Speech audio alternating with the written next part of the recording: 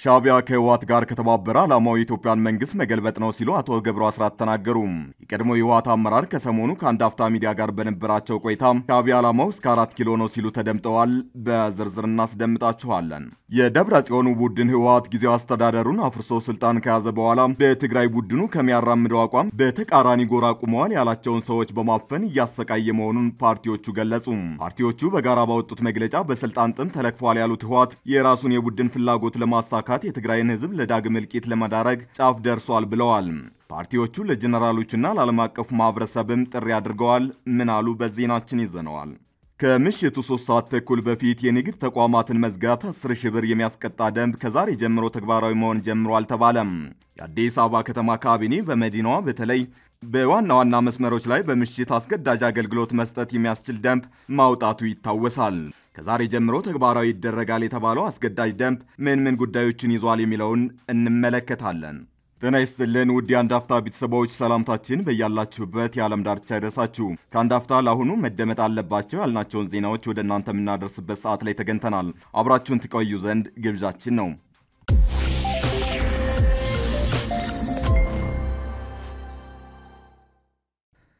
ሻቢያ ከህወሓት ጋር ከተባበረ ዓላማው የኢትዮጵያን መንግስት መገልበጥ ነው ሲሉ አቶ ገብሩ አስራት ተናገሩ። የቀድሞ የህወሓት አመራር ከሰሞኑ ከአንድ አፍታ ሚዲያ ጋር በነበራቸው ቆይታ ሻቢያ ዓላማው እስከ 4 ኪሎ ነው ሲሉ ተደምጠዋል።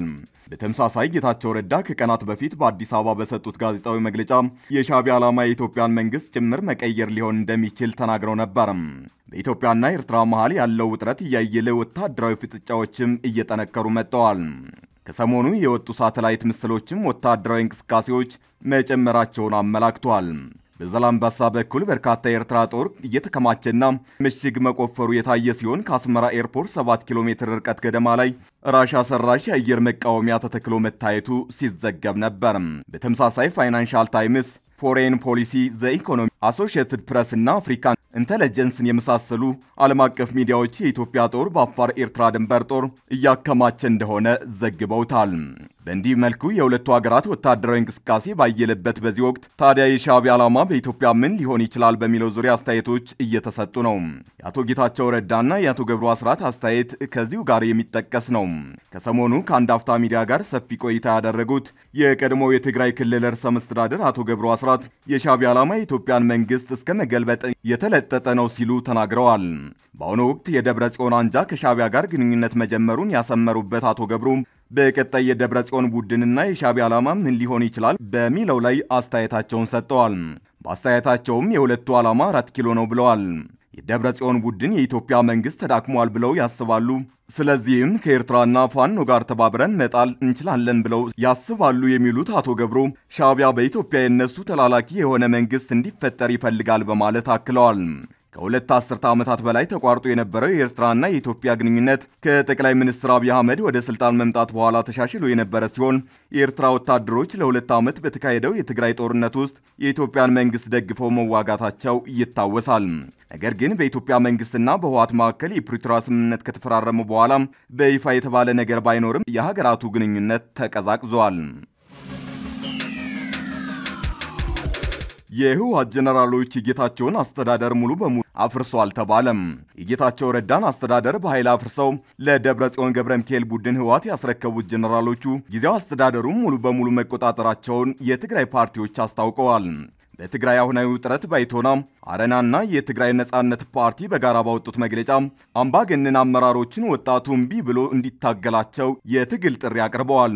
ፓርቲዎቹ በጋራ ባወጡት መግለጫ በስልጣን ጥም ተለክፏል ያሉት ህወሓት የራሱን የቡድን ፍላጎት ለማሳካት የትግራይን ህዝብ ለዳግም እልቂት ለማዳረግ ጫፍ ላይ ደርሷል ብለዋል። ፓርቲዎቹ ቁንጮ አዛዦች ሲሉ የጠሯቸው ጀነራሎች በትግራይ ያለውን የመንግስት ስርዓት አፍርሰው ሙሉ በሙሉ በኃይል ተቆጣጥረውታል ብለዋል። የመንግስት አስተዳደር ከማፍረሳቸው በተጨማሪ ወደ ህዝብ በመተኮስ አሳፋሪ ተግባር ፈጽመዋል በማለት ጄኔራሎችን የወነጀሉት ፓርቲዎቹ በትግራይ ህዝብ ላይ የእርስ በርስ ብጥብጥ ፈጥረዋል ብለዋል። የትግራይን ጊዜያዊ አስተዳደር በኃይል አፍርሰው ሙሉ በሙሉ ተቆጣጥሯል የተባለለት ቡድን ማህተም ከመቀማት አልፎ ንጹሃን ሰዎችን እየገደለ ነው ተብሏል። ቡድኑ ከሚያራምደው አቋም በተቃራኒ ጎራ ቆመዋል ያላቸውን ሰዎች በማፈን እያሰቃየ መሆኑን ፓርቲዎቹ ገልጸዋል። የሰው ልጅ የተለየ የፖለቲካ አቋም በመያዙ መሰረታዊ መብት ጥሰት የማይፈጸምበት ቢሆንም በትግራይ ያለው ሁኔታ ግን ከዚያ የተለየ ነው ብለዋል። የደብረ ጽዮን ቡድን ህወሓት ጄኔራሎችን ተጠቅሞ ፓርቲዎቹ ተራማጅ ያሉትን ሐሳብ የሚያቀነቅኑ ወጣቶችን የማሸማቀቅ በማሰር የመሰወርና የማሰቃየት እርምጃ እየወሰደባቸው ነው ብለዋል። ሰራዊቱን ከተቋቋመለት ዓላማ ውጭ ለአንድ ቡድን ስልጣን ማስጠበቂያ ተጠቅመዋል የተባሉት ጀነራሎች ሰራዊቱ በህዝብ ላይ እንዲተኩስ አዝዘዋል ተብሏል። ጀነራሎቹ የሚመሩትን ጦር ጠልፈው ከዓላማው ውጭ እንዲሰለፍ አድርገዋል ያሉት ፓርቲዎቹ አካሄዳቸው እጅግ አደገኛ ሁኔታ እየፈጠረ መሆኑን ጠቁመዋል። ፓርቲዎቹ ከደብረጽዮን ቡድን ህወሓት ጋር አብረው ጦርነት ሰብቀዋል ያሏቸውን ጀነራሎች በትግራይ ህዝብ ላይ የህልውና አደጋ ደቅነዋል በማለት አውግዘዋል። ፓርቲዎቹ የጀነራሎችን እንቅስቃሴ ከኤርትራ ጋር በማገናኘት የተላላኪነት ስራ እየሰሩ ነው ያሏቸው ሲሆን በትግራይ ህዝብ ላይ ስለደረሰው ውድመትና አሁንም ስለሚደርሰው ጥፋት ተጠያቂ መሆን አለባቸው ብለዋል። ፓርቲዎቹ በመግለጫቸው ለተለያዩ አካላት ጥሪ ያቀረቡ ሲሆን ለትግራይ ህዝብ ባቀረቡት ጥሪ ጀነራሎች የሚያደርጉትን እንቅስቃሴ ለማስቆም በጋራ እንዲቆሙ ጥሪ አቅርበዋል። የትኛውም ፓርቲ ቡድን ወይም ደግሞ የጦር አዛዥ ከህዝብ ፍላጎት በላይ የሚሆንበት ምንም አይነት የሞራልም ሆነ የህግ ምክንያት እንደሌለው ፓርቲዎቹ ጠቁመዋል። ይሁን እንጂ የህወሓት የጦር አዛዦች የአንድን አምባገነን ፈላጭ ቆራጭ ቡድን ዕድሜ ለማራዘም የውስጥና የውጭ ተልዕኮ ጦርነት አስፈጻሚ ለመሆን ተዘጋጅተዋል ተብሏል። የጌታቸው ረዳን አስተዳደር በኃይል የተቆጣጠሩት የደብረጽዮን ቡድን ህወሓት ከውጭ ኃይሎች ጋር አብሮ ሊከፍት ላሰበው ጦርነት ለመዘጋጀት መሆኑን ፓርቲዎቹ ጠቁመዋል። ፓርቲዎቹ የትግራይን ህዝብ በልጆቹ ደም ዳግም ለመጫወት እየተንደረደሩ የሚገኙትን ጀነራሎች እኩይ ተግባር እንዲቃወሙም እንጠይቃለን ብለዋል። የትግራይ ህዝብ በስሙ እየማሉ የልጆቹን ደም ለማፍሰስ የቋመጡትን ኃይሎች በመቃወም ጦርነት በቃን እንዲልም ፓርቲዎቹ ጠይቀዋል። ፓርቲዎቹ ለትግራይ ሰራዊት ባቀረቡት ጥሪ በአዛዦች የተሳሳተ ስሌት ወደ ህዝቡ መተኮስን አቁሞ ጀነራሎችን እንዲቃወም ጠይቀዋል።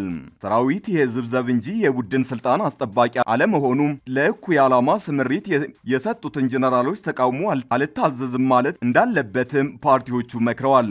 ለዓለም አቀፉ ማህበረሰብ ባወሩበት ጥሪ በኃይል ስልጣን ለመያዝ የሚጣደፈውን የታጠቀውን ቡድን እንዲያወግዝም ጠይቀዋል። በጀነራሎቹ የተደገፈው የደብረጽዮን ቡድን አካሄድ በትግራይ ህዝብ ላይ የከፋ ጥፋት የሚያስከትልና የማያባራ ቀውስ ሊፈጥር እንደሚችል ዓለም አቀፉ ማህበረሰብ መገንዘብ አለበት ብለዋል። አዲስ አበባ ነጋዴዎች እስከ ምሽት 3 ሰዓት ተኩል ካልሰሩ ይቀጣሉ ተባለ። በአዲስ አበባ ከተማ አስተዳደር ዋና ዋና መስመሮች የሚሰሩ ነጋዴዎች እስከ ምሽት 3 ሰዓት ተኩል ድረስ አገልግሎት ካልሰጡ ቅጣት ይጠብቃቸዋል መባሉ እያነጋገረ ነው። ከምሽቱ 3 ሰዓት ተኩል በፊት የንግድ ተቋማትን መዝጋት 10,000 ብር የሚያስቀጣ ደንብ ከዛሬ ጀምሮ ተግባራዊ መሆን ይጀምራል ተብሏል። የአዲስ አበባ ከተማ ካቢኔ በመዲናዋ በተለይ ዋና ዋና መስመሮች ላይ በምሽት አስገዳጅ አገልግሎት መስጠት የሚያስችል ደንብ ማውጣቱ ይታወሳል። በደንቡ መሰረት በአዲስ አበባ ንግድ ቤቶችና ትራንስፖርት አገልግሎት ሰጪዎች እስከ ምሽቱ 3 ሰዓት ተኩልና 4 ሰዓት አገልግሎት የመስጠት ግዴታ አለባቸው።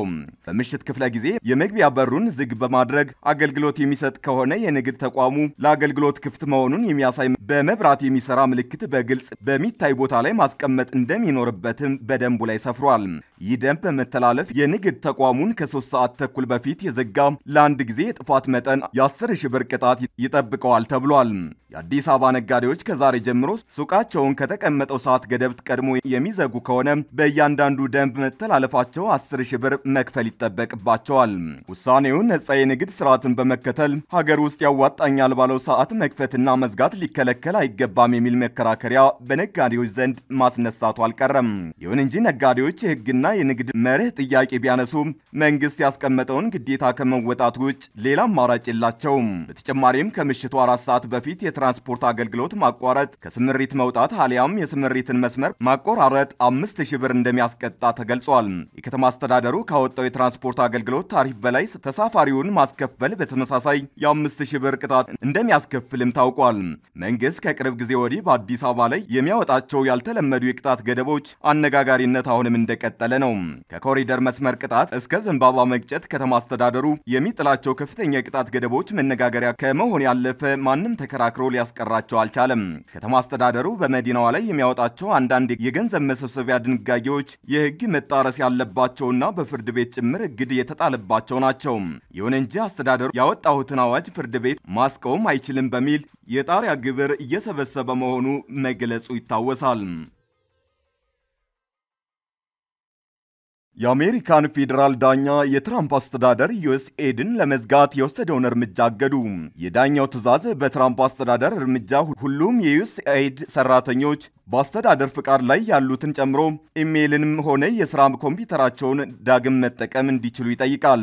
ሆኖም ግን ከሥራ መባረር ስለመከልከሉም ሆነ ድርጅቱ ዳግም ለማቋቋም ስለማስቻሉ የተባለው ነገር የለም። ፌዴራል ዳኛው የዩኤስኤድን እንቅስቃሴ በመገምገም መረጃዎችን በማጋለጥ ላይ የሚገኘው በቢሊዮነሩ ኤለን መስክ የሚመራው የመንግስት አስተዳደር ስኬታማነት ዘርፍ በድርጅቱ ላይ ተጨማሪ እርምጃዎችን እንዳይወስድ ማገዳቸውንም ዘርፉ የሀገሪቱን ሕገ መንግስት ሳይጥስ እንዳልቀረ ማመላከቱን ዘገባዎች ጠቅሰዋል። ጉዳዩን ወደ ፍርድ ቤት የወሰዱት የዩኤስኤድ ሰራተኞች እና ኮንትራክተሮች መስክና የሚመሩት ዘርፍ ሕገ መንግስቱን የጣሰ እርምጃ እየወሰዱ ነው ሲሉ ከሰዋል።